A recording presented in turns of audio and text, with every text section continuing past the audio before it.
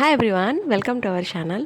ఈరోజు నేను ఈ వీడియోలో అయితే ఒక కొత్త రకమైన దోశను అయితే ట్రై చేశాను. అది కూడా ఒకరోజు యూట్యూబ్లో కూర్చొని ఏదో సెర్చ్ చేస్తుండగా ఈ దోశ అయితే నాకు కనబడింది.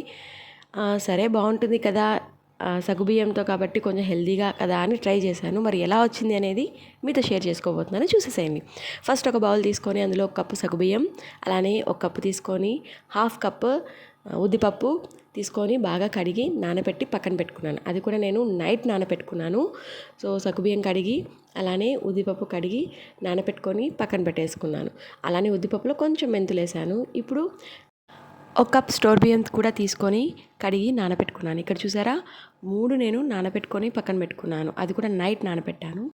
నానబెట్టుకున్న తర్వాత మార్నింగ్ లేసి నేను మొత్తం గ్రైండ్ చేసుకొని దోసపిండిని అయితే తయారు చేసుకున్నాను. అది కూడా మార్నింగ్ అంతా వదిలేసి ఈవినింగ్ వరకు, అంటే 8 అవర్స్ మనకి ఫర్మెంటేషన్ అయిపోతే సరిపోతుంది. దాని తర్వాత నేను ఇక్కడ దోశను అయితే ట్రై చేశాను, కొంచెం ఉప్పు సోడా పొడి వేసి. నాకైతే దోశ ఎలా వచ్చిందో చూడండి.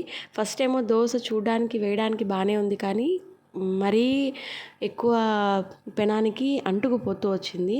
సో టేస్ట్ అయితే బాగానే ఉంది, కానీ ఏ పెనం వాడినా కూడా దోశ అయితే కింద మనకి అంటుకుపోయి లేపేటప్పుడు దోశ మనకి ఇట్లా రంధ్రాలు అట్లా పడుతూ వచ్చిందనమాట. ఇలాంటి బొక్కల దోశలు మీరు కూడా ట్రై చేసుకోండి. Thank you for watching.